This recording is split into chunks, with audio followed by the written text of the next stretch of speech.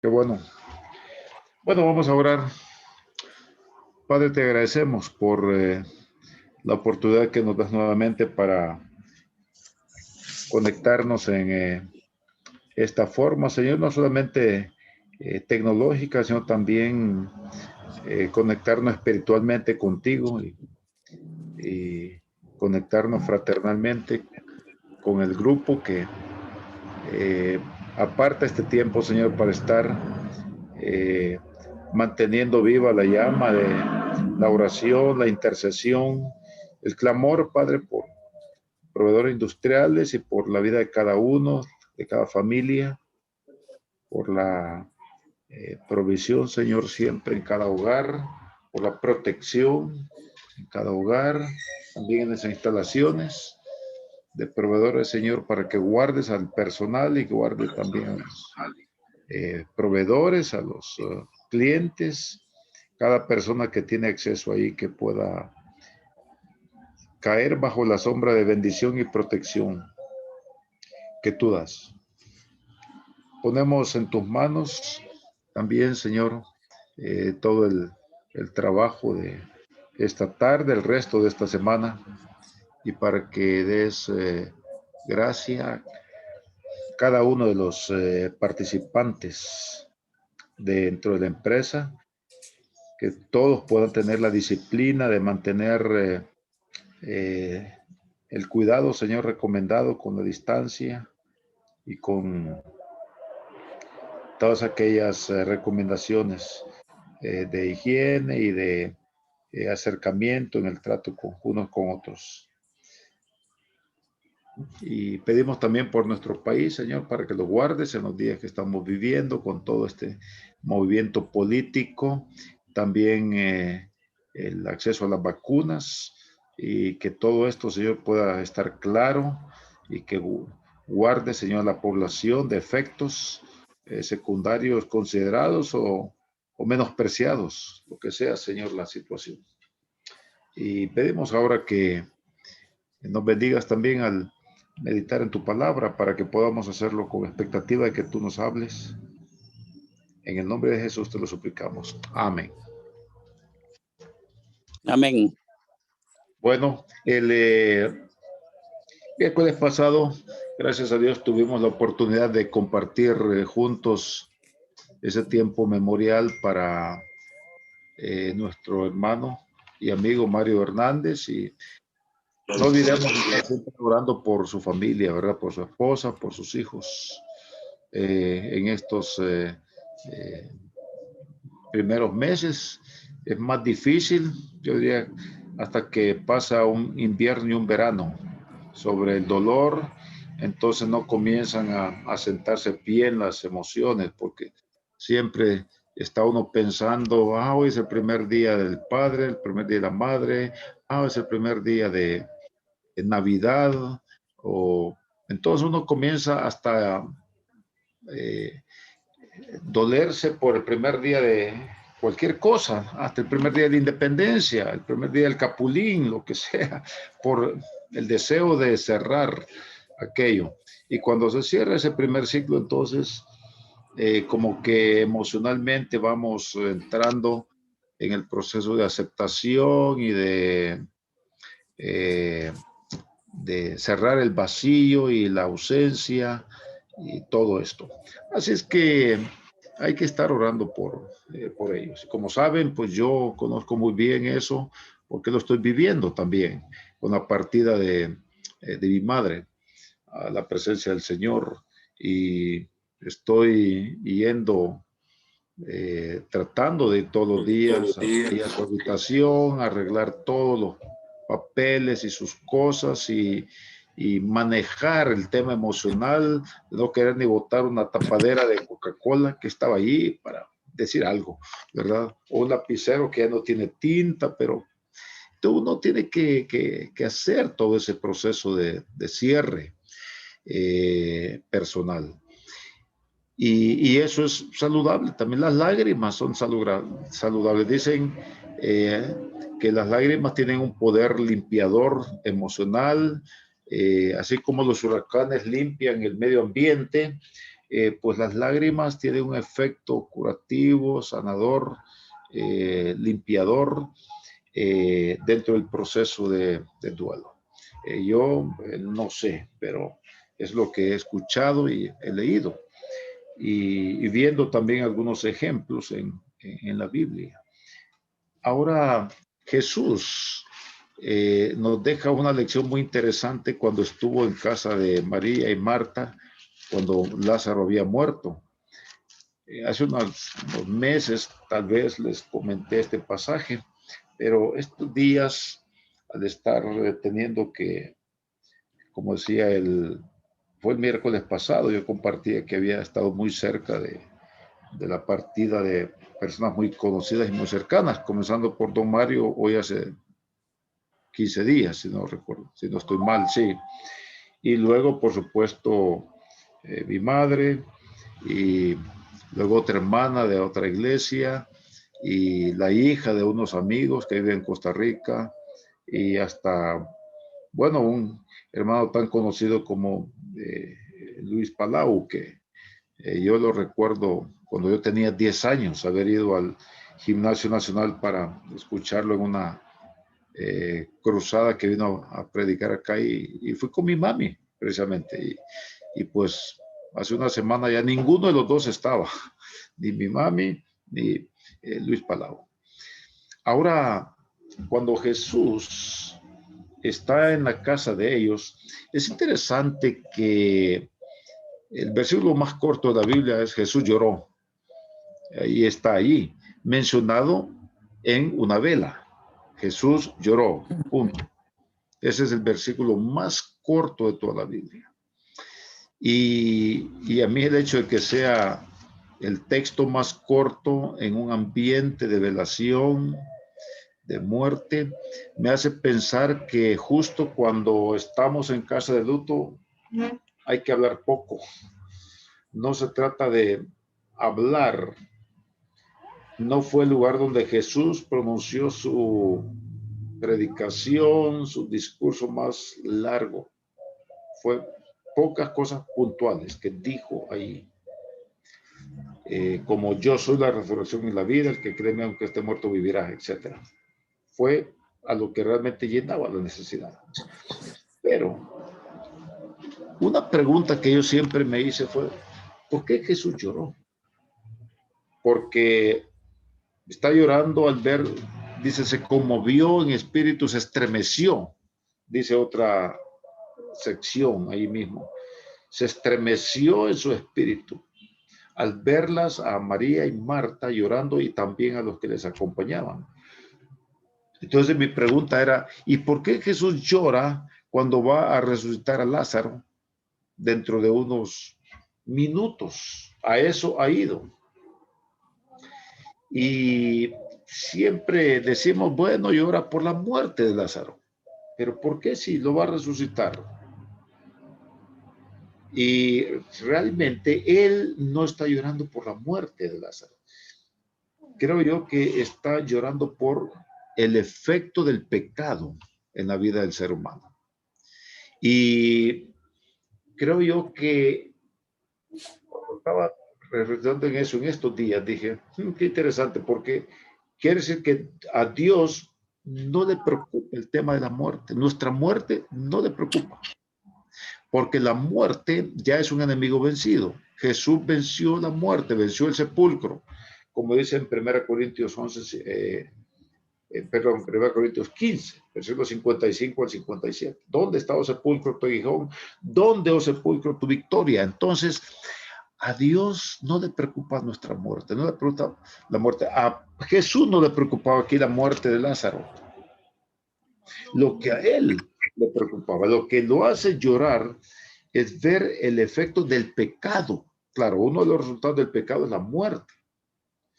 Pero Jesús no se queda en lo superficial, en los efectos.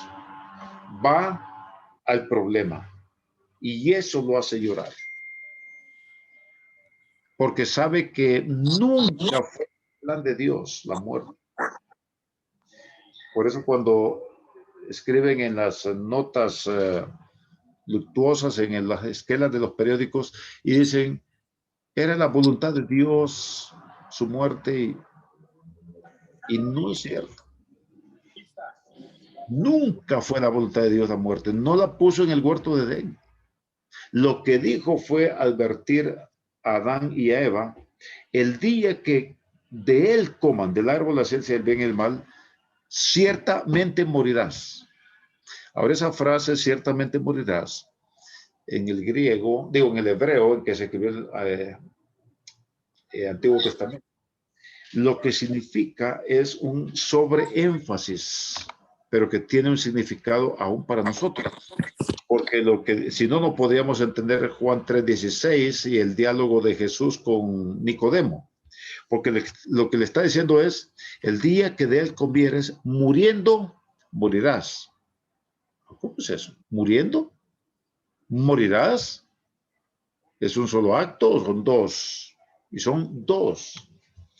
El día que de él comieres, muriendo, mueren espiritualmente.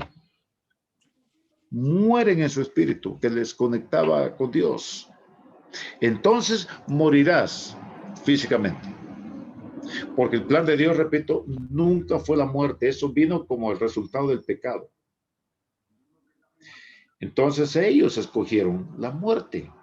No fue la voluntad de Dios, sino que fue la decisión que Adán y Eva tomaron. Y nosotros en ellos. Porque por un hombre entró el pecado y luego todos murieron. Y eso es lo que se llama el pecado original, esa tendencia nuestra a pecar, a desobedecerle a Dios.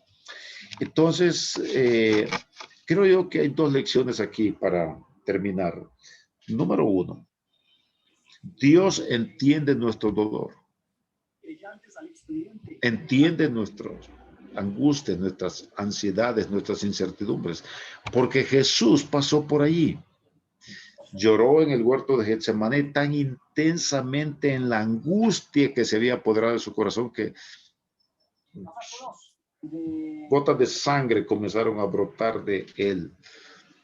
Y dicen los que estudian la conducta humana, psicólogos, neurólogos, que es posible que se genere eso en un estado de angustia profunda, como Jesús estaba experimentando. Entonces, número uno, tenemos que recordar que Dios nos comprende, porque su hijo murió, su hijo sufrió y oró a él angustiado, ahí en el huerto de Getsemaní. Así que Dios seguramente nos comprende y esta oración, este lloro de él es provocado por la conmoción en su espíritu, su estremecimiento, que le mueve a llorar al ver los efectos del pecado en la experiencia humana. Ahora, la otra cosa que me llama la atención en este pasaje es que Jesús no solamente nos comprende, también se identifica con nuestros dolores y angustias. Por eso dice en el Antiguo Testamento, en el 53, cuando habla de el siervo de Jehová, que es llevado como oveja al matadero, etcétera. Y de lo que está hablando en ese pasaje, dice, varón de dolores, experimentado en quebranto. Es algo así como maestría o doctorado en sufrimiento. No solamente es de dolores y también dice experimentado hasta un nivel superior. Por lo tanto, puedo confiar en él. Puedo confiar en él porque él sufrió y trató el problema del pecado con su propia vida. Así es que es muy importante entender que Dios entiende nuestra condición y como hace Jesús aquí, Dios llega en el momento justo en el que va a poder generar glorificación para él, porque es lo que la gente necesita. Ya Lázaro tenía 4 días de estar en el sepulcro y entonces era imposible que estuviera en un estado de catalepsia o animación suspendida o sea descubierto para después resucitarle. No, o no resucitarle porque no murió en esos casos. Pero aquí Jesús vuelve a la vida a Lázaro después de 4 días de estar en el sepulcro. Y para ellos, que entrar en relación con un cadáver era una cosa atroz para su conciencia. De hecho, el que tocaba un cadáver o estaba en contacto con un cuerpo muerto estaba aislado por unos días en cuarentena. Y esa era obligatoria, muy obligatoria, hasta que podían morir, ser apedreados si salían de la cuarentena. Hasta aclarar qué había sucedido y entonces hacer una restitución por la muerte que habían quitado.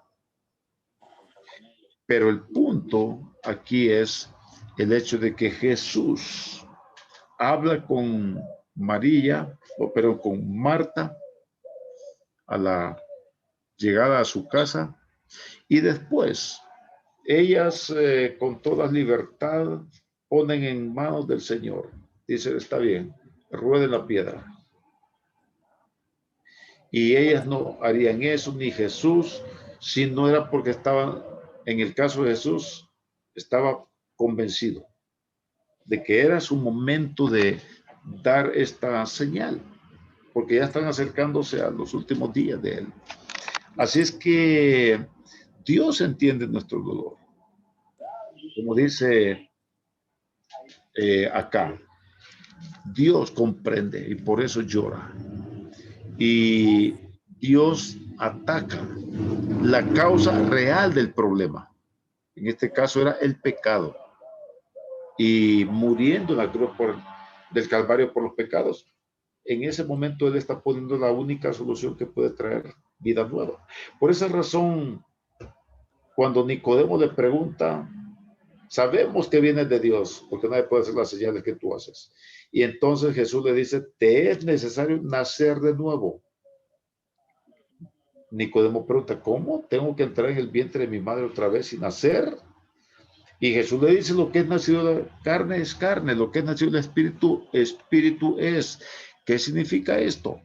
Recuerden Génesis 2, el día que él comiera, ciertamente morirás, muriendo morirás, mueren espiritualmente. Y eso desencadena la muerte emocional, relacional, mental. Nada fue igual después de aquel momento. Entonces, ¿qué le dijo Jesús a Nicodemo? Te es necesario nacer de nuevo, nacer del Espíritu. ¿Por qué? Porque esa relación murió allá en Génesis 3, cuando ellos desobedecieron. Así es que, ¿qué podemos decir ahora nosotros? Simplemente podemos tener la seguridad de que Dios nos comprende. Estamos pensando más en otros que en nosotros mismos. Y a través de eso el Señor puede traer sanidad a nuestras vidas, aún en medio de la partida de alguien que mucho estimábamos.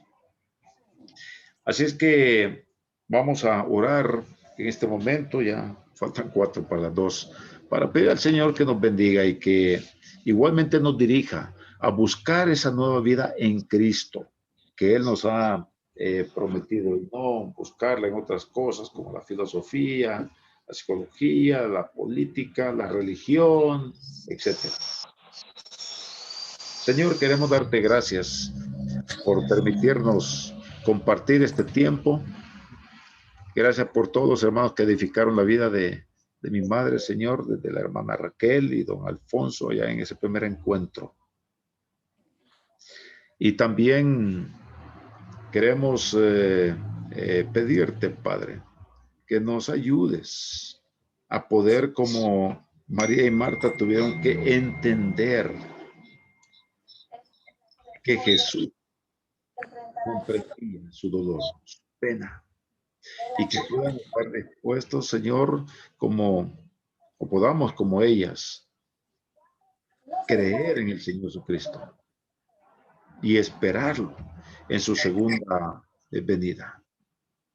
Te pedimos que nos ayudes a tener, igual que ellos, la confianza de que nos entiendes que nos amas, a no enfocarnos en nuestro dolor, sino pensar en otros como hizo Jesús.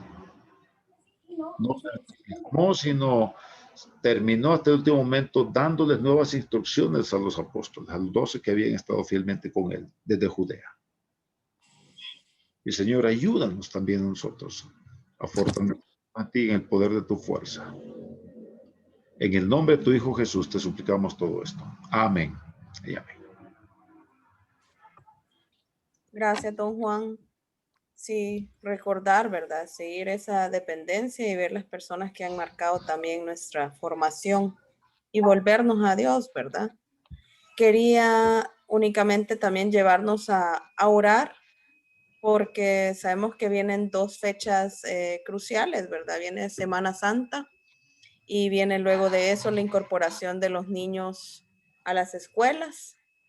Entonces son dos eventos que pueden marcar igual para bien y igualmente para mal. Entonces comenzar a orar desde ya y nosotros también a recordar que si viene vacación, pero que no es para aprovechar de salir y estar en medio de mucha gente, seguir cuidándonos, tratar de estar en casa y poder tener también ahí el tiempo de recordar lo que es esta semana también, que es de celebración de la resurrección de nuestro Dios, ¿verdad? Tener en cuenta esta parte. No sé si don Adiel quiere decir algo. Ya está abierta. El micrófono, sí.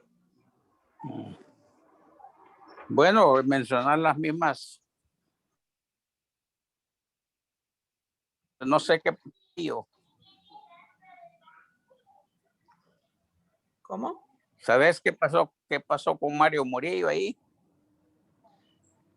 Es la esposa de él que ha venido enferma desde hace algún tiempo, porque a mí me compartió eso hace unos 3 meses, creo que me pedía que oráramos, o que orara por ella, porque me lo avisó en mi Messenger. Y ahora está diciendo Gilberto que habló con él ayer, creo, y que le pidió lo mismo, que se orara por ella, que tiene un problema de dolor, entiendo, articular. No tiene que ver con el coronavirus, porque esto, como digo, lo había hecho hace 3 meses. Sí. Y está pidiendo que oremos por ella. Ahora ellos tienen una niña con características especiales. Recuerdo el año pasado que le vi ahí en Hayward, en las orillas de una ciudad, en la periferia de la bahía de San Francisco, donde ellos viven. Así es que lo que él pide es que oremos por ellos, por ella, para que el Señor pueda hacer una obra de sanidad en ella y a él también le dé descanso, ¿verdad? En el Señor en medio de toda esta situación. Bueno, y sigamos orando también por cada una de las necesidades internas que tenemos. No solo esperemos este día, ¿no? Que en nuestras casas podemos hacer guardias de oración, dedicar una hora de algún tiempo, pero hagámoslo. Siempre mantengamos la alarma 9 p.m., poder orar por proveedores, ¿verdad? Y por la empresa y nuestro equipo, que todos están teniendo que exponerse y que Dios siga guardándonos, ¿verdad? Por la familia de Mario sigamos orando, que el Señor los puedan administrar bien todo lo que ha quedado. Ok. Ok. Bueno, buenas tardes y muchas gracias. Buenas tardes.